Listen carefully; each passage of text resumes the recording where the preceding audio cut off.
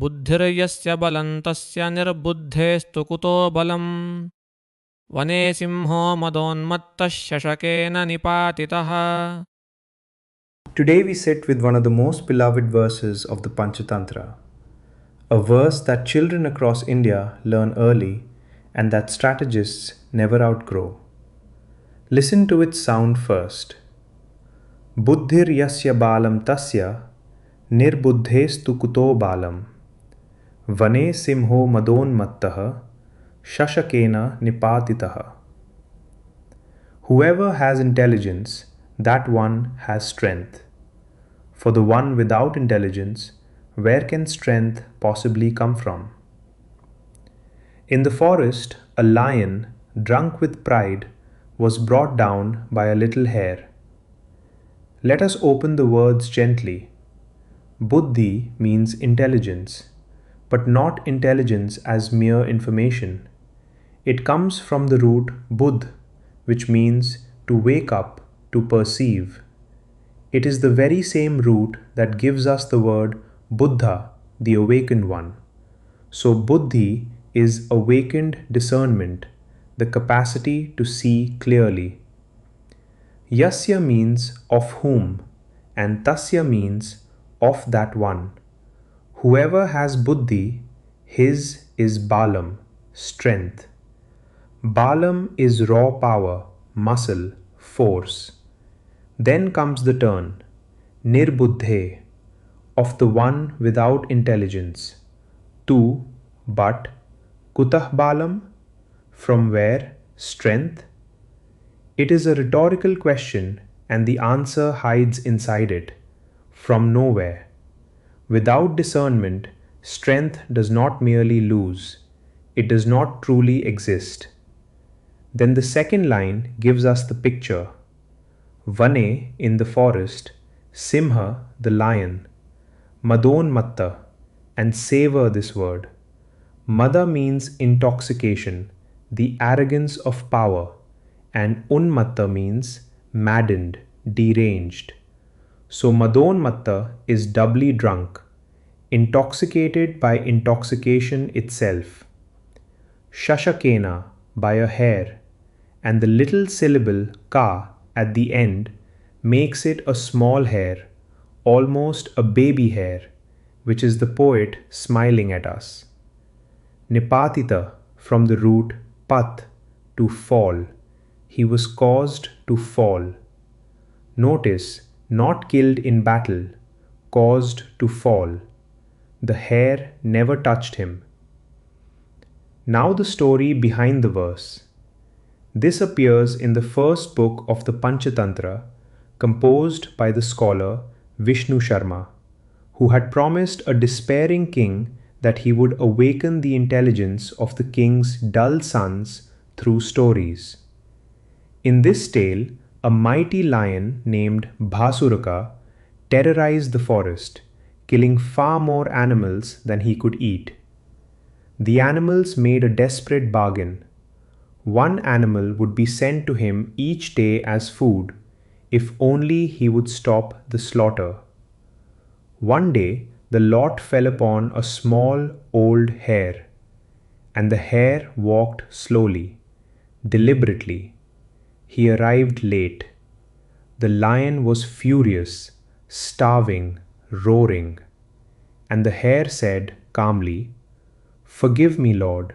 I was sent with 4 other hares, but on the way another lion seized them. He says he is the true king of this forest. He called you an impostor."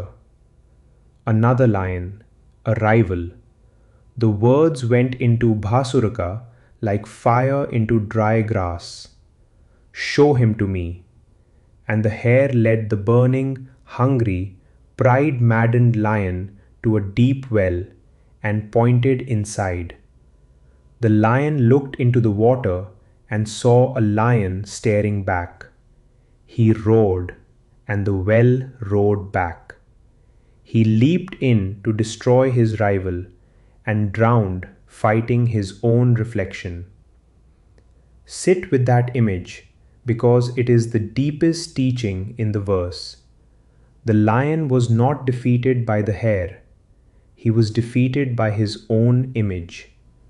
The rival in the well is what Sanskrit calls ahankar, the ego. Every enemy the arrogant mind perceives is, at least in part, its own projection.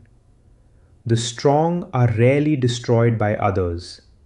They are lured gently into destroying themselves. And what was the hare's weapon? Only a map of the lion's inner enemies. Indian ethics names 6 of them: desire, anger, greed, delusion, pride, and envy. The hare used 3: the lion's anger at waiting, his pride at being challenged, his envy of a rival.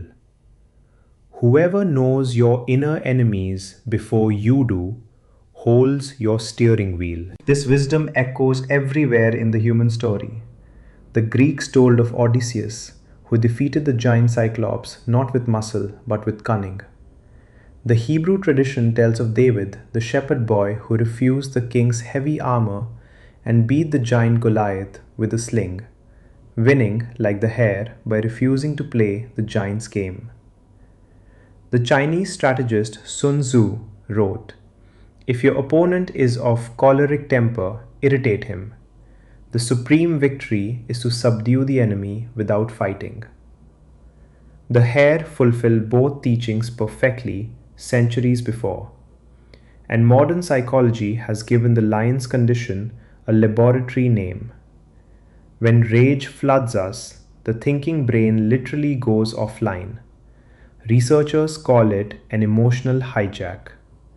In that state, we cannot tell a rival from a reflection. The verse knew this long before the brain scans did.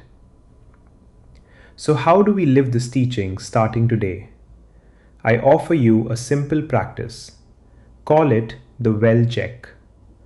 Before any high stakes reaction, an angry reply, a rash decision, a competitive counter move, pause and ask 3 questions. First, who benefits from me feeling this way right now?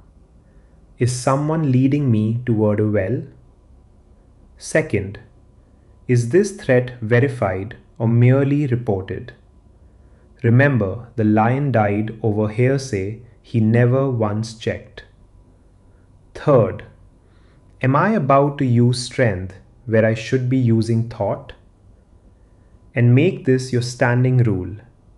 Any surge of rage or wounded pride is an alarm, not a command. The stronger the emotion, the longer the pause. Because, Madonmattah, that pride drunkenness is exactly the state in which the mind mistakes its own reflection for an enemy. Ask yourself tonight, where in my life am I the lion? So strong, so established that I have stopped verifying. And where might I need to be the hare, facing something far bigger than me and needing to choose the well instead of the battlefield? Buddhir yasya balam tasya. Whoever has awakened discernment, that one has strength. Nirbuddhes tukuto balam. Without it, strength from where? Let the pause before your next reaction be your answer. That pause is Buddhi. And by this verse's beautiful arithmetic, that pause is your entire strength. बुद्धिर्यस्य बलं तस्य निर्बुद्धेस्तु कुतो बलम् वने सिंहो मदोन्मत्तः शशकेन निपातितः